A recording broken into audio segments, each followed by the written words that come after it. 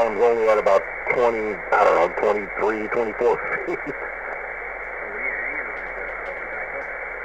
Yeah, I'm going to put a ZS up there. Yeah, cool. Hey, let me know how that works out.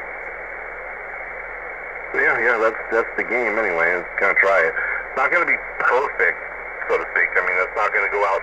I mean, they got a junior version where it goes out 23 something and comes down straight 23. It's going to be, kind of like, it's going to, kind of like a Z, actually, but it's not going to be bent. It'll be 90-degree turns. It's going to go out, make a 90-degree turn, and go one direction. The other one's going to come out and then make a 90-degree and go the other way. So it'll be like almost like a Z. Cool. For this band or 75? It'll be 75 through 6. Oh, sweet. So is it resonant on which bands? I mean, without a tuner, just curious. 40, 20, 17, I believe 12 and 10. And the sideband, low end of sideband, like 50-ish area. And how much do you get on each band? 10 meter kind of sucks. You get a small section of 10, but it's enough for the radio tuner to tune it out, Because 10 is such a big band. Allegedly. I don't know. Until I get it up in the air, then I'll be able to know more. But 40 meter band and 75 voice right around 3,900. Supposed to resonate really good if I did the calculations right. And 40 will be rock solid right here, perfect. And 20 is supposed to be good throughout the entire band as 17.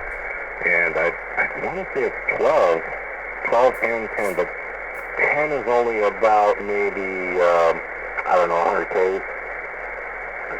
Still, that's not bad. I mean, and with a tuner, you'd be in. Should be all right, man. Just, I was considering this one or a doublet, and I can't get the full, doublet that I wanted to, 132 feet, so this was the next answer, and I still have to be creative with it. Yeah, double's tricky, man. If you change the orientation of it, it freaks everything out. Yeah, that's why this antenna it's a little bit easier on. I'm going to have 40 foot roughly of window line, and then I'll tune it from there, not messing with the wire up top. I'm cutting that at 47 each leg, and doing what it does, make it fit somewhere so that I don't cut past that, eighth wavelength on each leg. I should be all right. And then the window line, I'll trim it from there to get everything to work.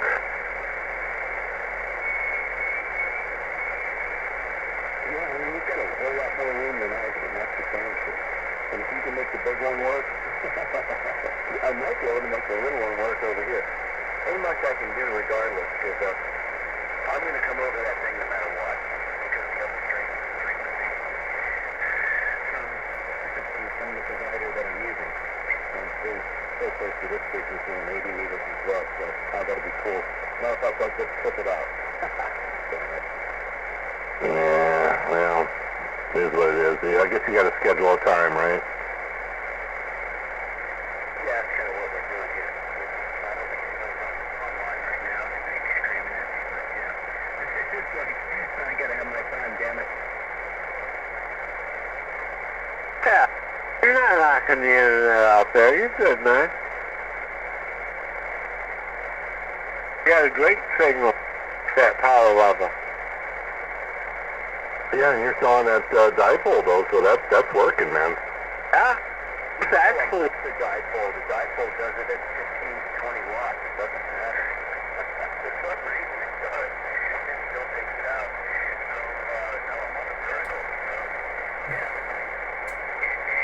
It's okay. It's okay. Right? Yeah, I don't know. I might be getting into other stuff too here because one leg of my antenna is going to be running right over the middle of my house, but all the electrical lines run, the opposite direction, so I'm going to be running due north across my house, and all the electrical wires run east-west across inside the house, so hopefully I won't interact with any of them. It's going to be perpendicular to the house wiring? Yeah, because the house wiring goes east-west. And then the ones that go into the wall drops are not long enough to resonate on anything. The problems I had before was because I was right even, with another line. And that's when I would cut out circuit breakers or start doing crazy stuff. Right. I can get you knock out GFIs in bathrooms or something. The night light goes out or whatever. Or the kids' clap lamp is flickering on and off while you're talking. Yeah, you have to be aware of a few incidents that could occur depending on what you got around. Yeah, I mean, I had those issues early on with touch lamps and other things, but headphones, whatever. But I moved, and my advice, it's always like move one of your legs of your dipole, 5 degrees this way or that way, or 5 degrees up or down. Change the impedance or move it out of the way of it, just so they're not running parallel with each other. And that's what worked for me. Right. I get it. Yeah, dude, hey, listen, the guy from Spectrum was here that always checks the equipment. They sent the tech out here. And he was checking stuff out.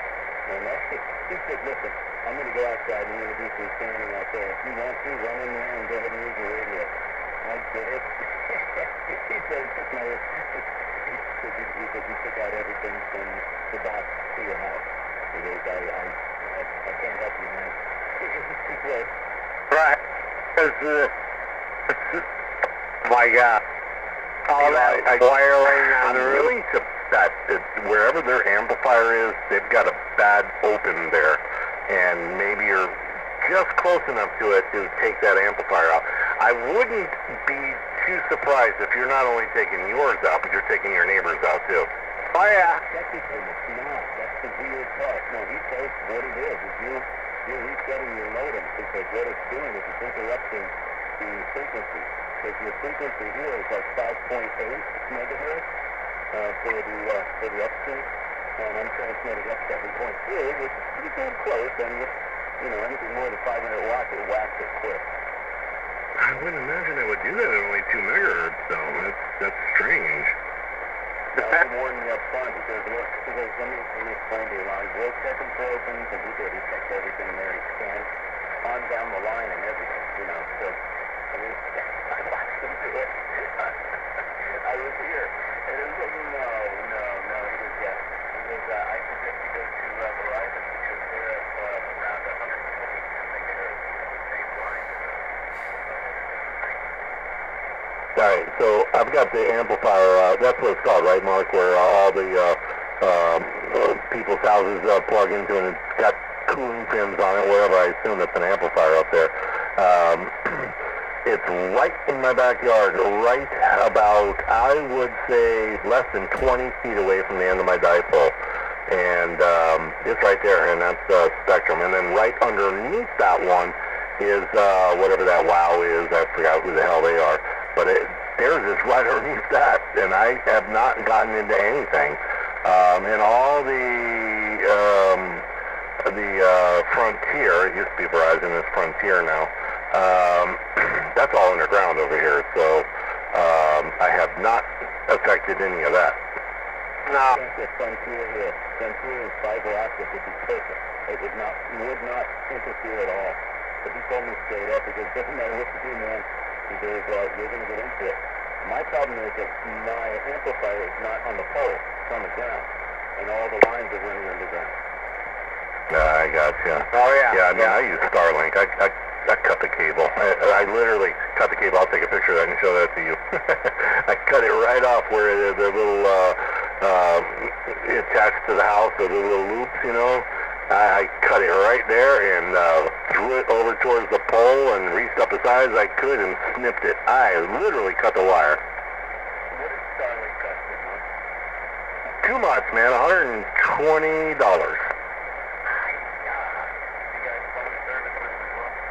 No, I mean, it's overpriced, but man, it's 100% off grid, man, and I've not had one single issue with it. It's really fast speed. I'm looking at that Wi-Fi 7 from Frontier, right? And they just sent me a card in the mail saying, I think it's $29 or $39 a month for 500, whatever, fiber optic, this, that, Wi-Fi 7 router, and I'm thinking, I showed it to my wife, and I'm like, well, you know, that's a hell of a lot cheaper than what we're paying for Starlink. And she's like, yeah, but it's only for 12 months, and then it exponentially goes up after that. And I'm like, yeah, that's why we got rid of them before. But, yeah, I'd probably try that for 12 months, man, and get that $29 for, you know, 500. I mean, why not?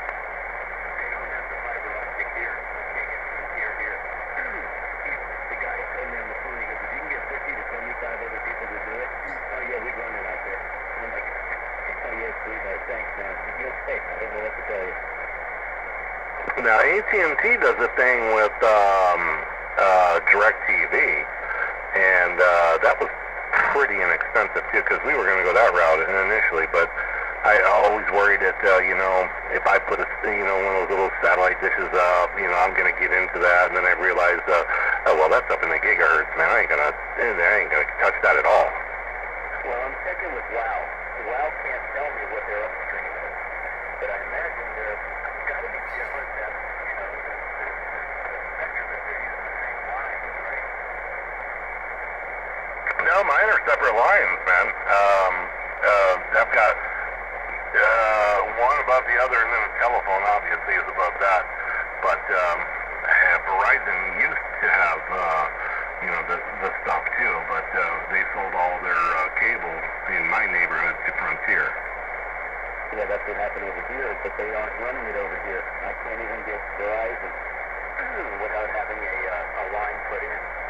What? You know, and then they're telling me, you know, I want to go to WOW. But WOW can't tell me what their upstream is. I mean, they don't know. Gary told me what it was to Spectrum to see if it works for me. Yeah, exactly. That's crazy. That's that low. You would think it would be up in the gigahertz so they can get better signals, you know? But I realize they'll have to change all their wires and all that, but still. Yeah, I mean, bandwidth, my God. But hey, what are you going to do? Okay.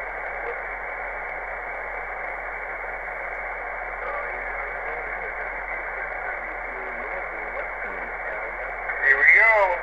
Hey, Ted, would you say that I'm killing it?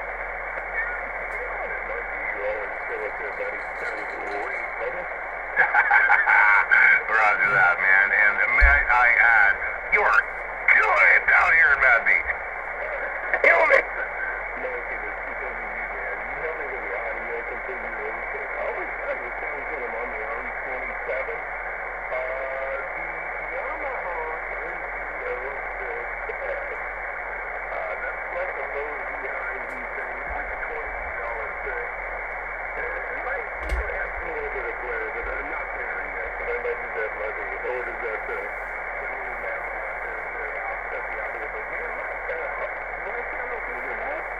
Absolutely, man. You're killing it, man. You're knocking it out of the park, as always, man. Sounding really good. Bodacious, melodious sound coming out of northwestern Alabama. But anyway, yeah, you don't need any of that Yamaha stuff, man. Sell it and buy something that, you know, you could use in other places, man. Get rid of that thing. The microphone and that radio sound great. I don't think you need any more tweaking with it. Well, don't do nothing.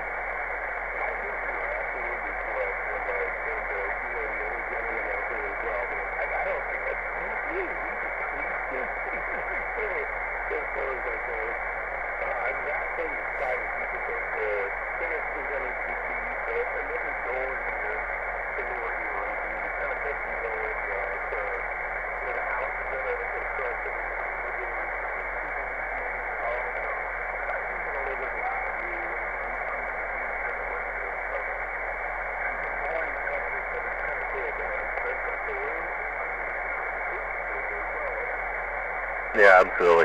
Hey, real quick, Cliff, is WOW Xfinity? I don't know.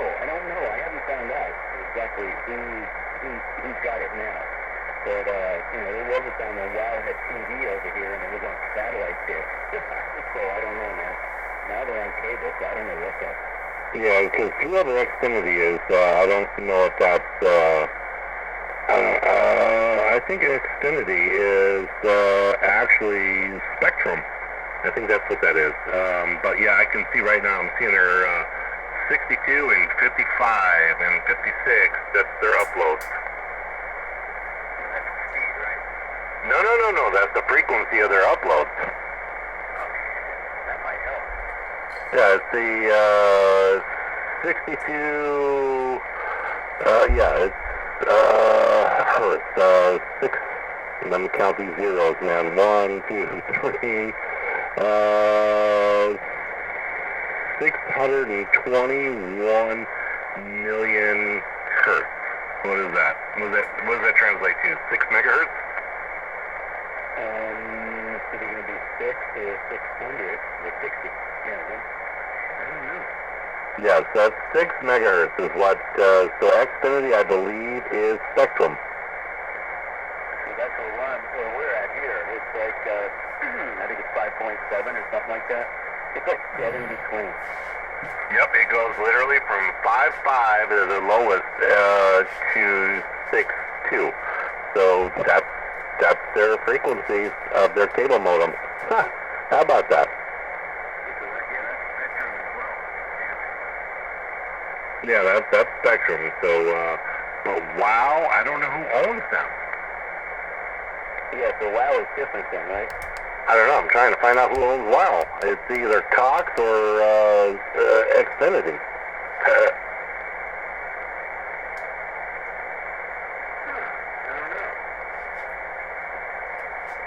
Anybody else know who runs WOW?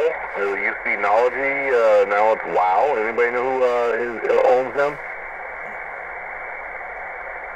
Well, they're probably on a different frequency than Spectrum.